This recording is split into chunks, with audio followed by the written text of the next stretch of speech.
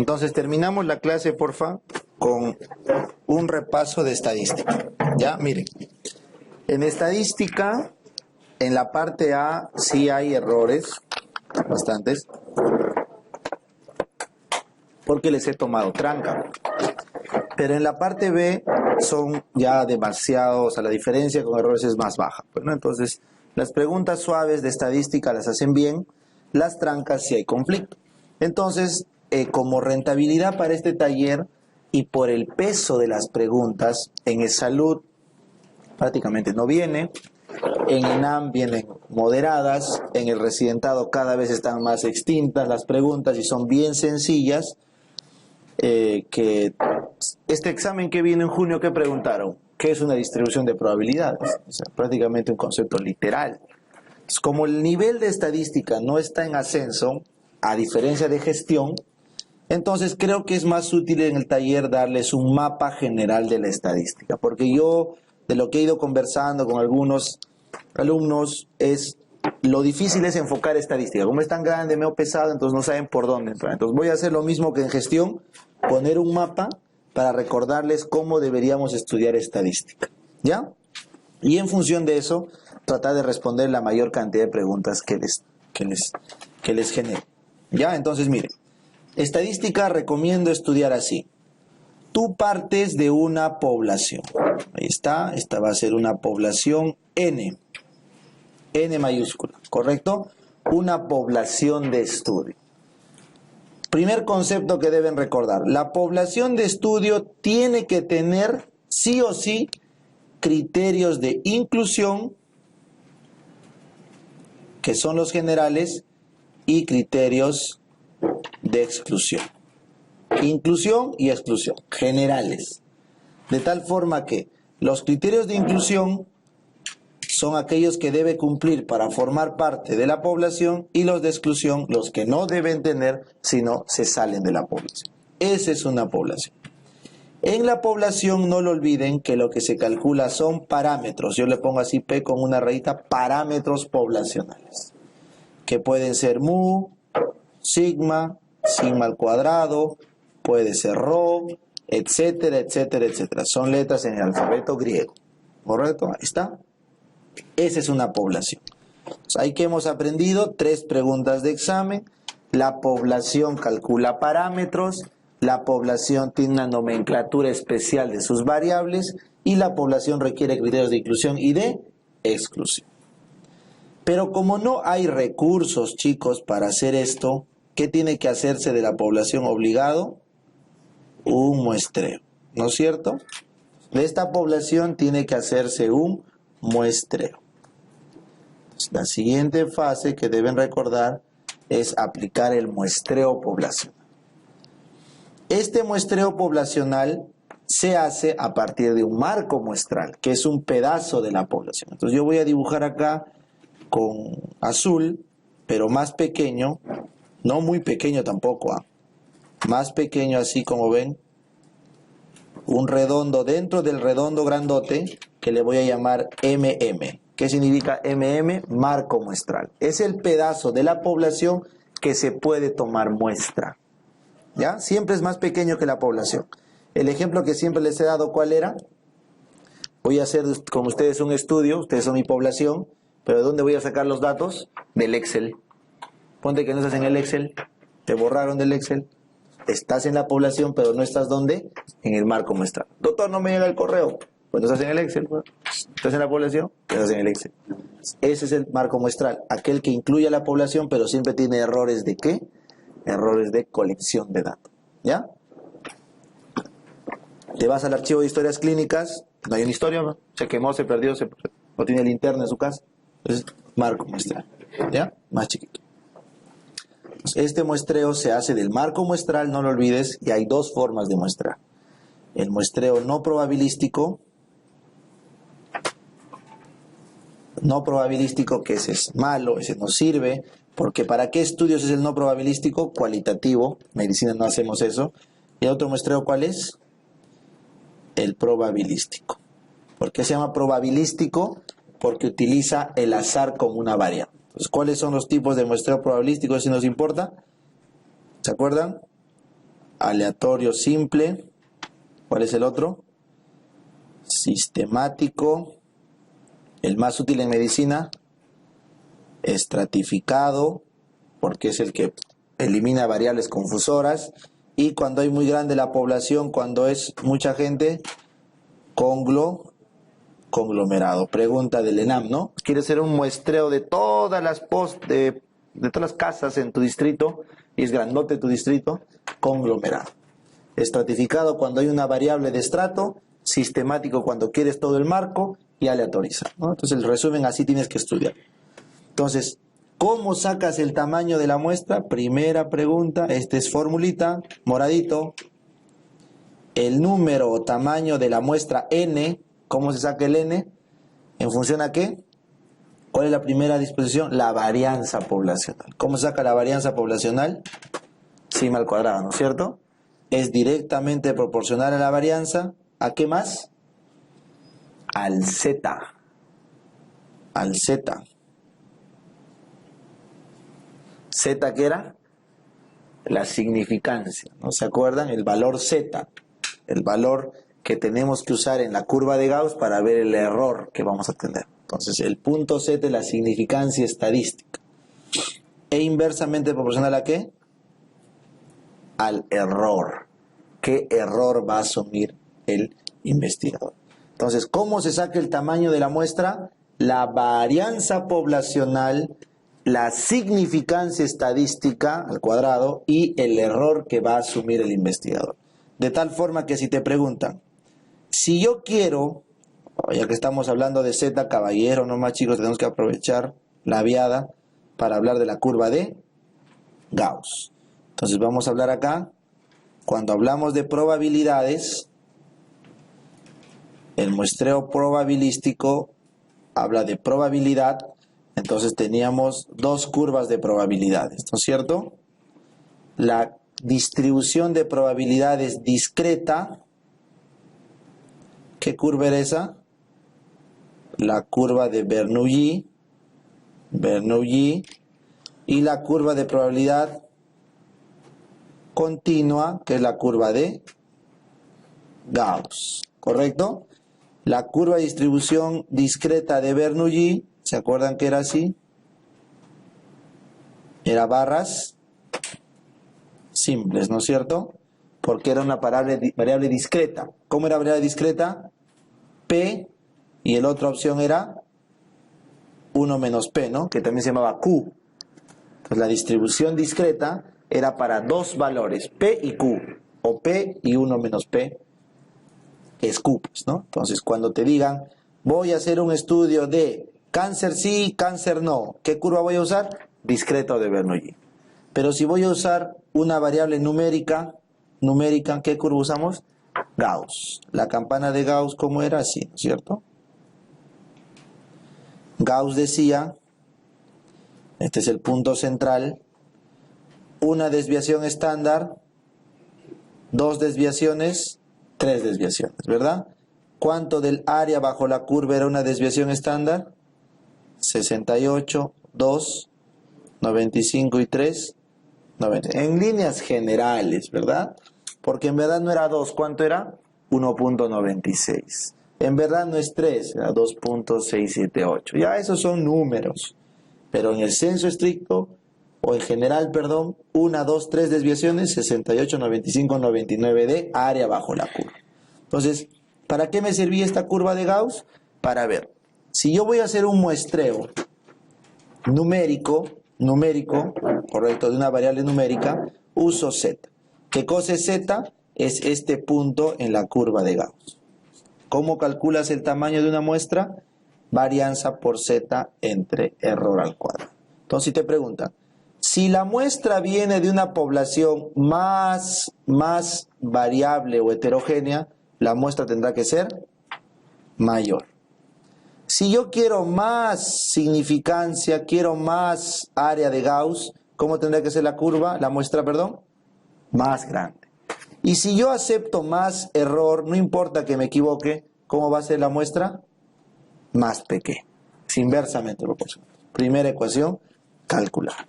Muy bien, ahora sí, después de tomar la muestra que hemos obtenido en el muestreo, una población. Si este era n mayúscula, ¿cómo se llamará este? N minúscula.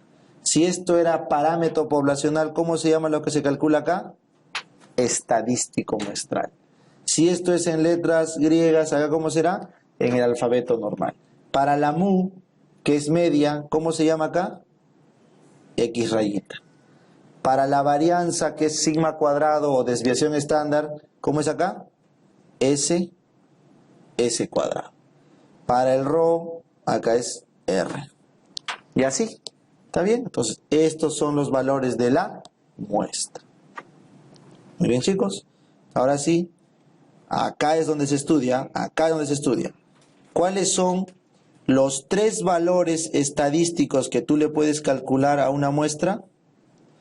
Medidas de tendencia central, medidas de dispersión y medidas de posición.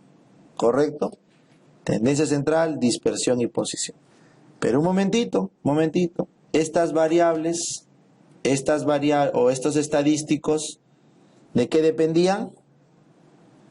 De las variables de estudio. ¿Qué variables se podían medir?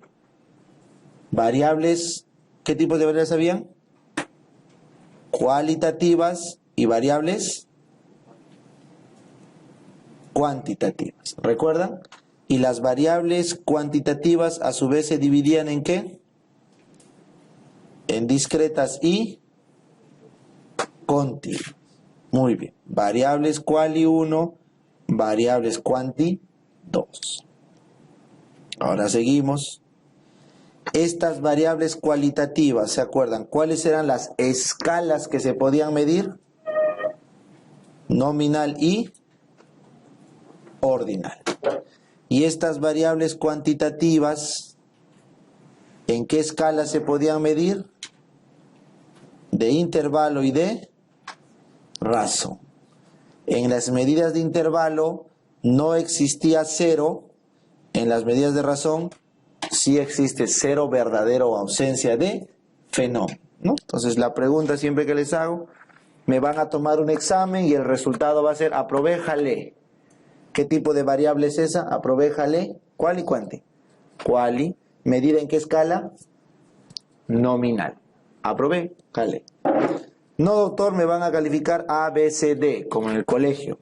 ¿Qué variable es A, B, C, D? Quali. ¿Qué tipo de escala? Ordinal, porque A es más nota que B, B más que C. Me van a poner del 0 al 20, do. ¿Qué tipo de variable es esa? Quanti. ¿Qué escala he usado del 0 al 20? ¿De intervalo o de razón? De intervalo.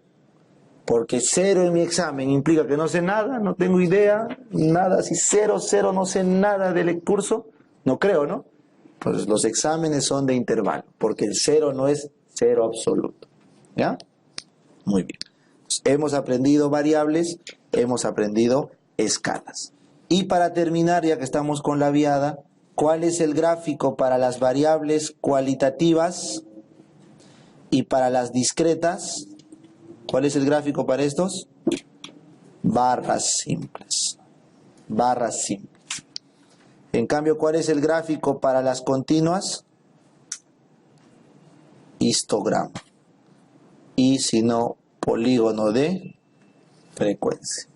¿Ya? Entonces, para cual y discreta, barras. Barras simples. Y para razón, histograma, polígono de frecuencia. ¿Ya está?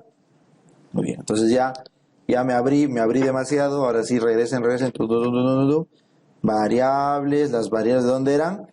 De los estadísticos. Ahora sí. ¿Cuáles eran los tipos de estadísticos que podía calcular? Tendencia central, dispersión y posición. Entonces, para eso yo para explicarles, solo necesito una curva. Ya está. Este es un gráfico de curva. Ahí está. Estos son los valores. Pónganse, no sé, pues, de acá está el 0 al 100 y al menos 100. Se me ocurre, es un ejemplo. Y cada puntito son todas las mediciones que yo he hecho. Ahí está. todas las mediciones del 0 más menos 100. Es un ejemplo. Cualquier medición, ¿no? Puedo usar cualquier número, ¿ya? Si quieren, para que sea más real, vamos a ponerle 0 acá. Acá le vamos a poner 10 y acá 20. Ya son las notas de sus simulacros. Ya está. Ya está. O del ENAM, de lo que fuera. Entonces, ¿cuáles son las medidas de tendencia central? ¿Recuerdan? Son media, moda y mediana. ¿Cuáles son las de dispersión? La varianza y desviación estándar, las más importantes, ¿correcto? También hay coeficiente de variación, rango, amplitud intercuartílica, pero vamos a hablar de estas dos. ¿Y cuáles son las medidas de posición? Percentil y cuartil. Entonces, ¿qué significaba la mediana? ¿Recuerdan la mediana qué es? La mediana es el promedio, la sumatoria entre todos los valores, entre n. La mediana es sumatoria entre n. Entonces, ¿cuánto creen, dónde creen que esté el promedio en esta curva? En la cola. Cuando la curva es asimétrica, el promedio está hacia donde está la cola. Eso significa. ¿Ya? Es el promedio. Muy bien, ahí está el promedio. Promedio del ENAM este año fue, ¿se acuerdan cuánto fue? 11 creo que no. 11.3 creo. Y de los aprobados creo que 12 y algo. No me acuerdo. Hace un ENAM tranca. Un ENAM tranca. Muy bien. ¿Qué cosa es la moda? El valor más frecuente o el que más se repite. ¿Dónde estará en mi dibujo? La lomita es la moda, el que más hay. La maga, la nota que más se repite, doctor, es 9.8. Ahí está, 9.8. La que más se repite. ¿No? ¿Y qué es mediana? El punto medio, ¿verdad? ¿Que equivale a qué percentil? 50. ¿Y a qué cuartil? 2. ¿Dónde creen que esté la mediana acá? A ver, más la mitad más o menos. Por acá, ¿no? Acá está la mediana, el percentil 50 o el cuartil 2. Ahí al medio, el punto medio. ¿Correcto? Ya está. En cambio, chicos, ahora sí, moradito, moradito, asterisco, porque no tengo espacio. ¿Qué es la varianza? Acá asterisco. ¿La varianza qué es? ¿La sumatoria de qué? De cada valor restado de quién? De la media, ¿verdad? Elevado al cuadrado. Sobre el número total de sujetos observados. ¿Eso qué es? La varianza. Ya, entonces, asterisco pones, lo voy a borrar yo. La varianza es la sumatoria de cada valor menos la media elevado al cuadrado sobre toda la muestra. Eso es varianza. Entonces, esta varianza que ven acá, pregunta del residentado, para que no se confundan nunca, si yo aumento los sujetos, ¿qué pasa con la varianza por ecuación? Disminuye. Lógico, bueno. Si yo aumento el denominador, baja el numerador. Cuidadito que te confundas con esto, ¿no? Acá me dijeron. Y doctor, ¿por qué acá ha dicho si aumenta la varianza, aumentan los sujetos? Porque esta es la muestra. Esta es la fórmula del cálculo muestral. ¿Esta fórmula de qué es? Del cálculo de la varianza. No puedes confundirte. Esto es papas, camote. Ya, pues. Si yo aumento la varianza poblacional, ¿qué pasa con la muestra? Aumenta. Si yo aumento el tamaño de cualquier muestra, ¿qué pasa con su varianza de esa muestra? Disminuye. Son dos cosas distintas. ¿Ya? Si yo tengo una población muy variante, ¿cuánto de muestra voy a sacar? Por ejemplo, 100. Si tengo una población poco variante, ¿cuánto de muestra tendré que sacar? Menos, ¿no? 80, ponte, 70. Pero aparte yo te digo, no, doc, yo no quiero sacar 70, quiero sacarle 200 de muestra. ¿Qué va a pasar si le aumento el tamaño de la muestra? ¿Qué va a pasar con la varianza de la muestra? Va a bajar. ¿Me entiendes? Pero no sirve de nada porque al final la varianza que obtenga la muestra, a lo mucho, se va a parecer a la varianza de la población que vino. Entonces, el objetivo en el tamaño muestral es calzar el número exacto para que ni tomes mucha muestra, que te gastes plata, ni que tomes poca muestra, que no calces con el tamaño. Entonces, el objetivo del tamaño es calzar el número de muestra exacta. Así que no se confundan, son dos fórmulas diferentes. Y este n, ¿qué significa este n de la izquierda? Muestra. Este n, ¿qué significa? El número de observaciones. Tienen tampoco nada que ver. Este n de acá es muestra de una n mayúscula que es población. Este n de acá, ¿qué cosa es? Es el número de observaciones de esta curva que me inventé. ¿Me entienden? No se confundan. Y finalmente, ¿qué es la desviación estándar, chicos? La raíz de la varianza. La raíz cuadrada de la varianza. Ya está. Ya está. Finalmente, ¿qué cosa es percentil? Cuando tú partes en ¿cuántos pedazos? 99 cortes, ¿no? Para 100 pedazos. ¿Y qué es cuartil? 3 cortes para 4 pedazos, ¿no es cierto? Ahí está. Entonces tú partes tu curva, 99 cortes, por ejemplo, este es percentil 70, por ejemplo. ¿Qué significa percentil 70? Pregunta de examen.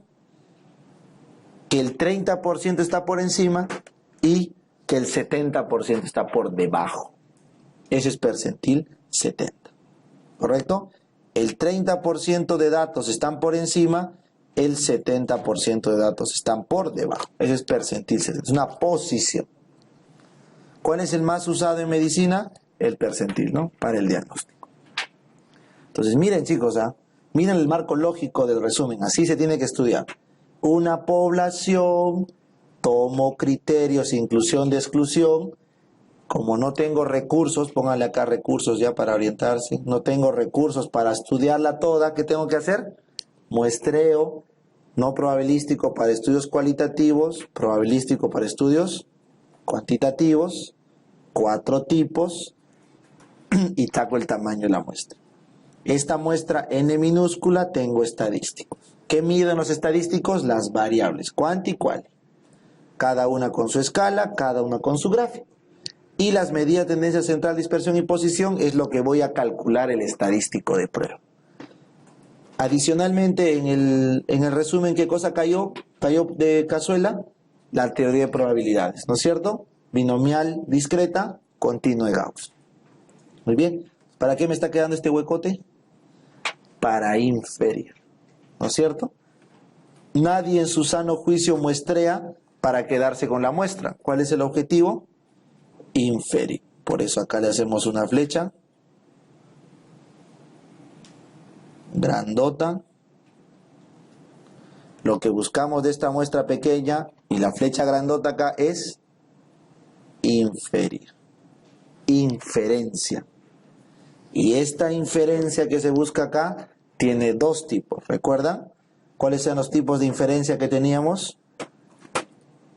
El intervalo de confianza. ¿Y la otra cuál era? La prueba de hipótesis. Intervalo de confianza, ¿para cuántas variables era? Para una variable. Prueba de hipótesis, ¿para qué era? Para más de una variable. ¿Ya? Entonces, si te preguntan cuáles son las 2 formas de inferir, vamos a poner acá para que no se confundan. Intervalo de confianza para una variable, prueba de hipótesis para más de una variable. ¿Ya? Vamos a borrar esto. Muy bien. Y finalmente, chicos, ¿cuál era el requisito mínimo que necesitábamos para inferir? ¿Qué tiene que haber sí o sí? ¿Un muestreo de qué tipo? Probabilístico. Si no fue probabilístico, no puede inferir. ¿Ya está? Muy bien. Con eso prácticamente hemos terminado. Entonces vamos a hacer acá, vamos a poner acá una raya, porque así necesitamos aislar esto, así, miren. Acá no puede haber nada de confusión. Estoy aislando acá arriba todo lo que es inferencia. ¿Ya? Vamos a estudiar el intervalo de confianza. ¿Cómo se calcula el intervalo de confianza? Ojo, moradito, moradito. ¿Por qué moradito? Porque es fórmula. Morado significa fórmula, ¿correcto? Entonces, el intervalo de confianza es E. ¿Qué cosa es E? Estadístico de prueba, ¿no es cierto? El E. Más menos que el error estándar de la media, ¿correcto? El error estándar de la media, multiplicado por el Z o la significancia. Entre paréntesis, corchete. ¿Ya? ¿Cómo se calcula el intervalo de confianza?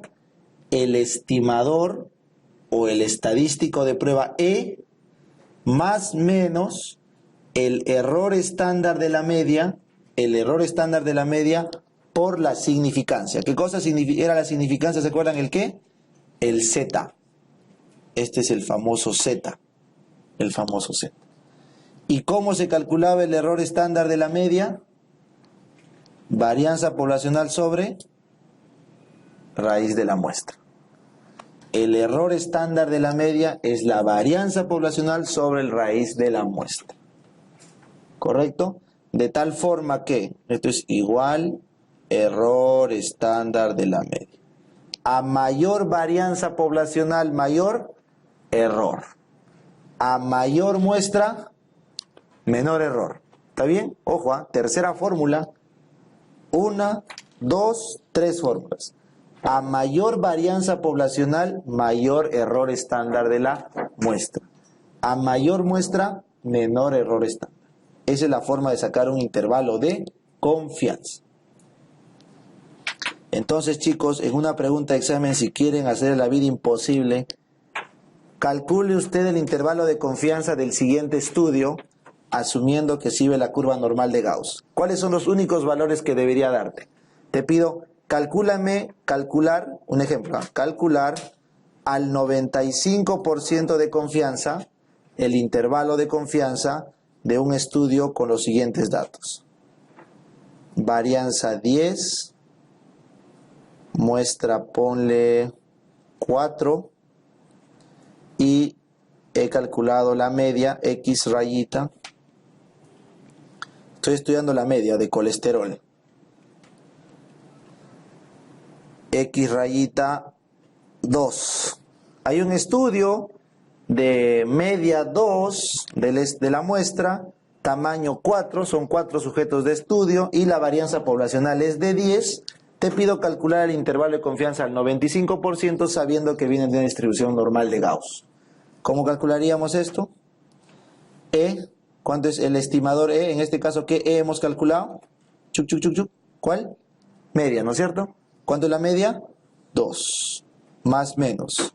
Ahora sí, error estándar de la media, ¿cómo se saca? 10 sobre raíz de 4, 2, ¿no es cierto? Por, ¿cuánto es la significancia el Z para un 95%? Ya, 1.96, 2, pero no 2, ya, para no tranquearnos. Por 2. Es el intervalo. ¿Cuánto sale esta gracia? 10 entre 2, 5. 5 por 2, 10. 2 más 10, 12. 2 menos 10, menos 8. ¿No es cierto? Ese sería el intervalo de confianza. Obviamente es un ejercicio. No puede salir menos 8 la media, pues, ¿no? Es un ejercicio. Hemos sacado el intervalo de confianza. De menos 8 a más 12. Está bien, ¿no? 2, 5 por 2, 10, ya está bien. Entonces, esto, chicos, es un intervalo de confianza calculado solo con 4 datos. Por eso recuerden. Si quisieran tranquearnos, tienen para ponernos suficientes problemas y no son difíciles matemáticamente. Solo hay que saber los conceptos. ¿Ya? Y para concluir, ¿qué pasa si hacemos una prueba de hipótesis? Este es intervalo de confianza, ¿verdad? Prueba de hipótesis, ¿recuerdan cuál era la característica necesaria para una prueba de hipótesis? ¿Cuántas variables te dije? Más de una. Entonces, para prueba de hipótesis, ¿cuáles son los pasos que tenemos que hacer? Primero, ¿qué hipótesis se plantea? La alterna, la del investigador. Quiere demostrar que A es mayor a B. ¿Cuál es la segunda? La hipótesis nula, es la del estadístico, la matemática. ¿Por qué se le pone 0? Porque no existe, es una invención, es vacía, nula. Acuérdense, nula, vacía. ¿Cómo es la nula? Que es lo contrario a la alterna, ¿verdad? A menor o igual a 0. Perfecto. Este es el paso 1. ¿Cuál es el paso 2 ahora? Elegir el estadístico de prueba, ¿correcto? Elegir el estadístico P. ¿Cuáles son los tipos de estadístico P que podemos usar? Puede ser un P paramétrico o el P no paramétrico, ¿recuerdan? ¿Y de qué dependía que sea paramétrico o no paramétrico? Del tipo de variable, del tipo de la cantidad de la muestra y de la distribución normal. Entonces, ¿cuándo un test es paramétrico? Si les preguntan, ¿cuándo es un test paramétrico? Cuando la distribución es normal, o si no es normal, es mayor a 30, ¿no es cierto? Entonces, las condiciones para que sea paramétrico es el tamaño de la muestra que se estudia tiene que ser mayor a 30, pero tiene que ser normal, o si no es mayor a 30, tiene que ser normal y conocer la varianza. Entonces, normal, mayor a 30, y acá voy a poner varianza poblacional. Entonces, si alguna vez te preguntaran, ¿cuáles son los requisitos para que una prueba sea paramétrica? Que sea normal, que la muestra sea mayor a 30 y que conozcamos la varianza. Entonces, yo les expliqué en teoría, ¿recuerdan? Si no conozco la varianza, ¿puedo trabajar con la desviación estándar de la muestra? Sí, pero siempre y cuando sea mayor a 30. Si yo conozco la varianza, no necesito el tamaño de 30 con tal que sea normal. O sea, hay que combinar. Ya eso sáquenlo de la teoría, ahorita no quiero tranquearles, pero si ustedes ven una pregunta, ¿es normal, mayor a 30 o conozco la varianza poblacional? Lo más probable es que le están preguntando una prueba paramétrica. Si no es normal o la muestra es menor a 30 o no conozco la desviación estándar y es menor a 30, entonces se usan pruebas no paramétricas. ¿Ya, chicos? Entonces ahora sí acá tengo que abrir una llave, caballero nomás, y tenemos que estudiar las pruebas paramétricas y las pruebas no paramétricas, las más importantes, ¿ah? Entonces, ¿de qué dependía elegir los tipos de prueba? ¿De qué dependía todo? De las variables, ¿verdad? La variable A y B, ¿se acuerdan, chicos? Esta es variable 1, variable 2, ¿ya? B1 y B2. ¿Se acuerdan acá abajo? Vengan hasta acá. ¿Qué tipo de variables podía haber? Qualis, quantis. Entonces, ¿qué pasa si enfrento una variable quali de dos valores, o sea, dicotómica, con una variable quanti? ¿Cómo se llama la prueba paramétrica quali dos valores contra quanti? ¿Qué prueba es acá? T. T student o Z de Gauss. Cualquiera de las dos. T o Z. Quali con quanti. Paramétrica. Si yo tengo una quali de más de dos valores y lo enfrento con una quanti, ¿cuál es la prueba acá? Quali, dos valores con quanti. ¿Cuál es acá? ANOVA. ANOVA, ¿ves? ANOVA. Me parece el Consejo de Ministros, ¿no? ANOVA. Quali de más de dos valores con quanti, paramétrica es ANOVA. Y el último que les pido que recuerden, quanti con quanti. ¿Qué es quanti con quanti? Correlación de Pearson o regresión lineal o múltiple. Correlación o regresión. Son las dos pruebas para quanti y quanti. Porque estamos hablando de ¿qué? Paramétricas. Paramétricas. ¿Qué era paramétrica? Cuando la distribución es normal y conozco la varianza. Y si no conozco la varianza, por lo menos más de 30. Ahí uso paramétrica. En cambio, chicos, si yo tengo quali contra quali, quali contra quali, ¿qué es? Chi cuadrado. Por eso el chi cuadrado es una prueba no paramétrica. No paramétrica. Muy bien, si yo enfrento una quali contra quali dos valores contra quanti, ¿cuál era? T de student, ¿no? Pero ¿cuál es la no paramétrica de la T de student? ¿Cuál es su no paramétrica? Wilcoxon o Udemann-Whitney. Wilcoxon o Udemann-Whitney. Eso ya depende si son dependientes o no. Wilcoxon es para independientes, Udemann-Whitney, perdón. Wilcoxon es para ambas, dependiente e independiente, y Udemann-Whitney es solamente cuando es independiente. Y a eso ya no es, no se preocupen, o sea, no Igual está en la tabla, ¿no? No hay que memorizarlo, pero por lo menos que sepamos Wilcoxon y Yudeman-Wiener para T, bastante. Recordarlo desde el inicio. ¿Cuál es la no paramétrica de la ANOVA? Esa sí es pregunta de examen. ¿De la ANOVA cuál es?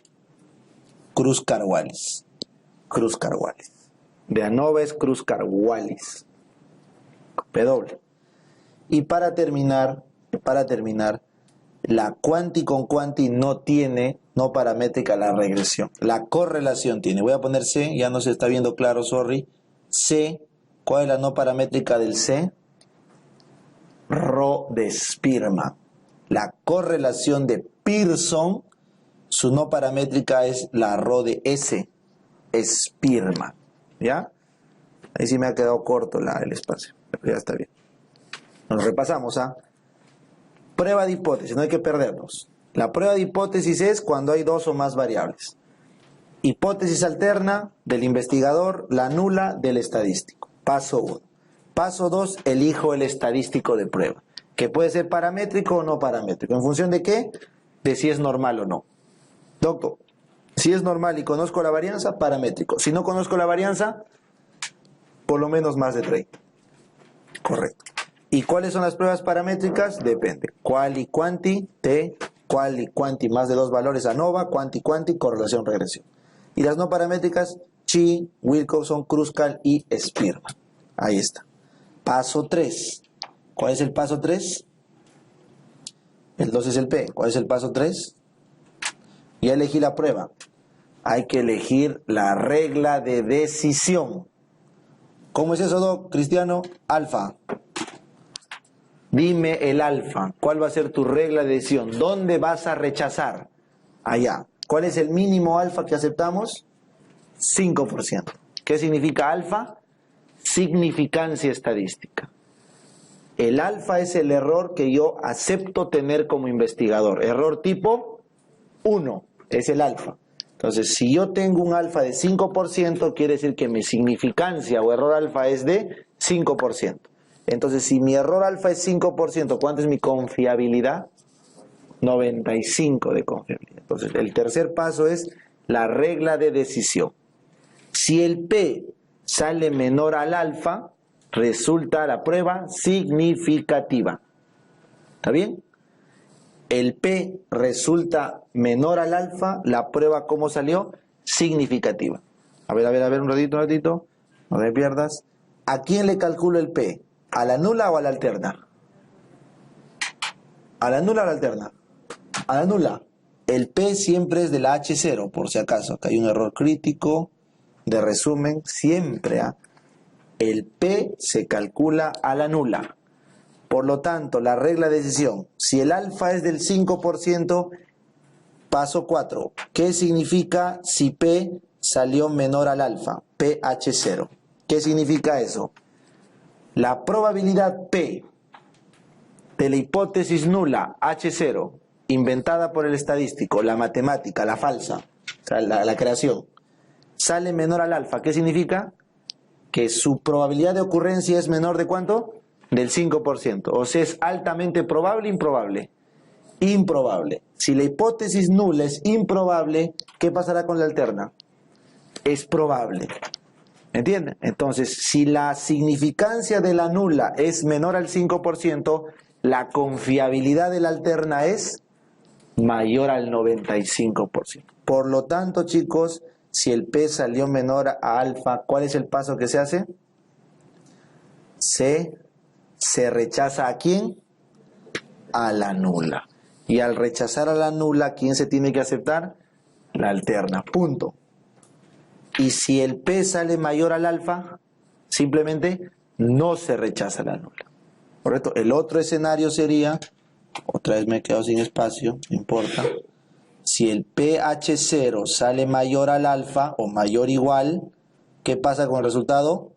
No rechazo la nula. Y ahí queda el estudio. Cuidado que digas, doctor, no se rechaza la nula, pero se acepta la nula. No. Tú no puedes aceptar un fantasma. No puedes aceptar una creación. Nunca existió la nula, ¿me entiendes? Entonces pregunta examen, ¿no?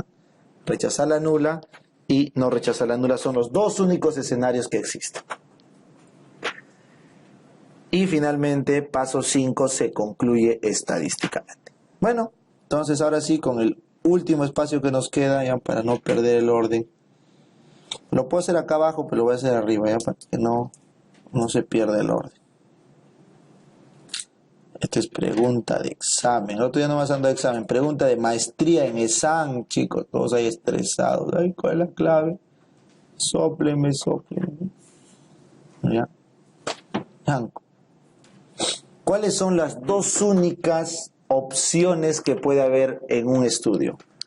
Rechazar la nula o no rechazar la nula. Son las dos únicas opciones que tú puedes hacer, ¿verdad? ¿Y cuáles son las dos únicas cosas que pueden ocurrir en la realidad? Que la nula sea verdadera o que sea falsa. ¿Se acuerdan que esta tablita, este cuadro, se parece a estos cuadros que hemos visto acá, de epidemia? ¿Qué viene arriba? El enfermo real, el sano real, gold standard. ¿Qué va en la fila? La prueba que se quiere someter. Igual acá. ¿Qué va arriba? La verdad. Una nula verdadera, una nula falsa. ¿Qué va en la fila? Tu decisión, que está sujeta a error. Rechazar, no rechazar. ¿Me entiendes? Entonces, en la fila siempre, ¿qué va? Lo que se somete a prueba. En la columna, ¿qué va? La verdad, la realidad. Yo te pregunto, si tengo una nula falsa, y yo la rechazo, si rechazo la falsa, ¿he hecho lo correcto o lo incorrecto? Rechazo una falsa. Lo correcto. Si yo rechazo la falsa, es correcto. Y si yo tengo una verdad, una nula verdadera, y no la rechazo, eso es lo correcto. Si no rechazo la verdad, es correcto. Entonces, ¿cuáles son los errores que puedes cometer? Que tú rechaces ¿a quién? A la verdad. Si tú rechazas una verdad, ¿qué error estás cometiendo cuando tú rechazas la verdad, la realidad? ¿Se acuerdan ese error que era? Sistemático sesgo. ¿Qué error es ese? Alto. En cambio, si tú no rechazas a una mentira, es porque te está faltando capacidad para detectar la mentira. ¿Cómo se llama el no rechazar una falsa? Error beta o falta de potencia. Entonces, jamás piensen que el alfa y el beta son complementarios, jamás. Porque son producto ¿de qué? De dos decisiones. En una decisión tú rechazaste. Entonces, cuando tú rechazas, tienes dos opciones. O rechazas la verdad alfa o rechazas la mentira correcta. Ese es en ese escenario. En otro universo paralelo, en otro universo, tú no rechazas. Cuando no rechazas, ¿qué opción tienes? No rechazar la verdad, correcto, o no rechazar la mentira, error beta. Por eso el error alfa y el beta están en dos universos diferentes. En uno en el que rechazaste, en otro el que no rechazaste. Por eso, si alguna vez pensaste que son complementarios, el alfa y el beta suman 1, el alfa es el complemento del beta, no puedes porque son dos realidades distintas. En una tú rechazaste, en la otra no. No pueden existir juntos, ¿verdad? Entonces, ¿qué sería rechazar la falsa? 1 menos alfa.